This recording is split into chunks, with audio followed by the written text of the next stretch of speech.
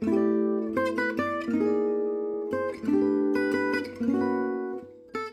name is Ken Toon, and I'm the Executive Director of Auxiliary Enterprise, which is the UMass Empress responsible for food services, hotels, campus centers, conferences, UMass Club, bookstore, a whole bunch of good stuff on campus.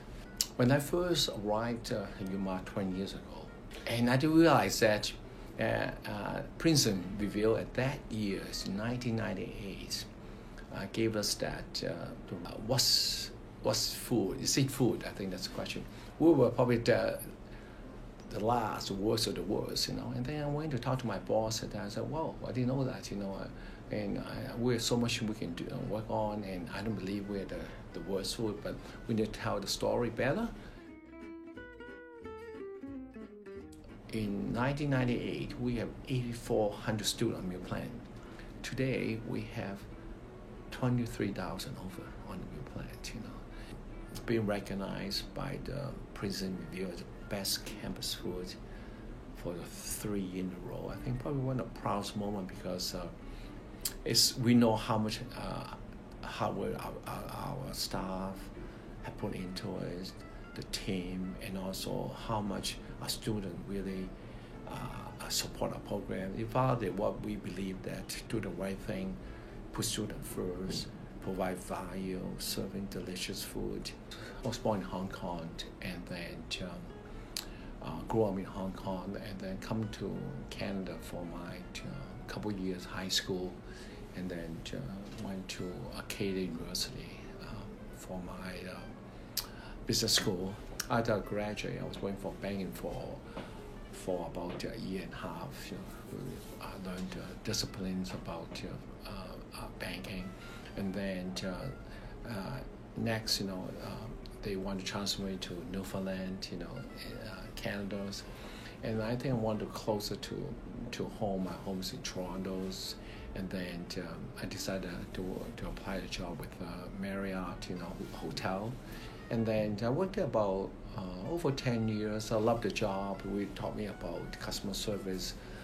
But my wife's from the East Coast, and then so I started to look for a job, more than just Canada, U.S. And then I got a couple of interviews with different places, and then one of the mentor, Paul Freiburg, mentioned me, "Ken, take a look at University of Massachusetts.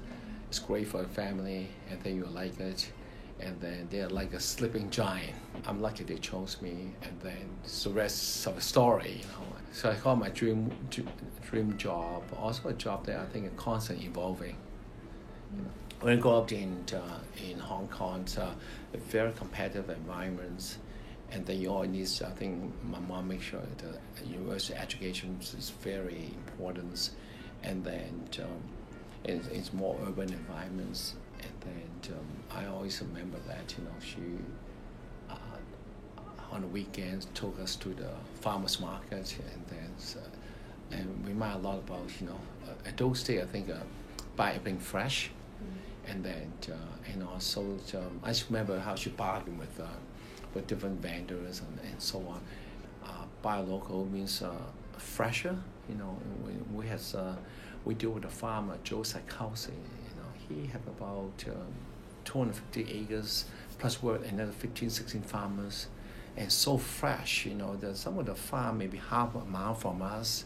And secondly, is providing job for local community, and then we buy from this dairy farm called Maple Line, because they told me that they can able to employ 2 more people full time, plus some new equipment. And then and that's when you feel good story, and then nothing feel better that that you give back to the community, because a successful any program is support each other, give back to the community, and create job, because some of these farmers are UMass alum as well. We don't forget that UMass was found 150 some years ago as a school of agriculture. I think sustainability is qualified for university as one of the department on campus. I think we need to support that core value and practice every day. I think it's good for us to take action, lead by example. I remember about 2012, and we're a group of students, a student initiative, become a university initiative and then university priority. So students led by a fellow, his name is Ryan Hobb. He's a grad student and studying in school of Strawbridge School of Agriculture. And I have ideas that why don't you change a piece of lawn into edible gardens, and then also tell me how important about permaculture, which is the next level of sustainability. And then I'm a little skeptical about this because students come and go, and then you give me very good planning and about how can we transform into a garden with grow 1,000 pounds of variety of produce and flowers and all this good stuff. But I convinced myself that at that time I said, let's do it, because some things to me is no risk. The student promised me that we continue to upkeep the land. A year later, we see the harvest, and I just remember the tomatoes and strawberry was so sweet. We also submit to White House for change contest. I want to say thank you to my team back there, the UMass Permaculture Committee. Also a big thank you to Chancellor Holub, Vice Chancellor Sheehan, Ken. This whole initiative is a team effort. We came to the top, and when in the White House we met President Obama, and then it's such a good way to highlight students' efforts, and become a priority for campus. Look at every piece of lawn that is available needs the dining commons. Now we have about 6 of them on campus, and it's a good story to tell. And the thing is, we also host a sustainability permaculture conference. We go beyond sustainability. I think there's so much more we can do with the power of food. We continue to reduce the food waste. The food waste is 10%, 9.6%, probably lower the industry average, about 15%. But we think we do more. Our goal is by 2000, we call 50 by 60. By 2060, 50% of food that consumed at UMass should be either produced or grown in Massachusetts.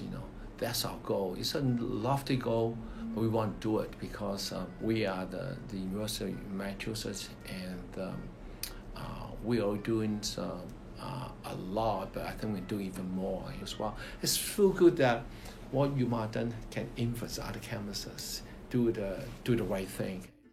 Our students, when they graduate UMass, they have experience of not just for the culture they've come with us, prepare themselves better to meet the next opportunity of their life. I think if we can do that and then they can teach us at the same time, I think we're doing our job.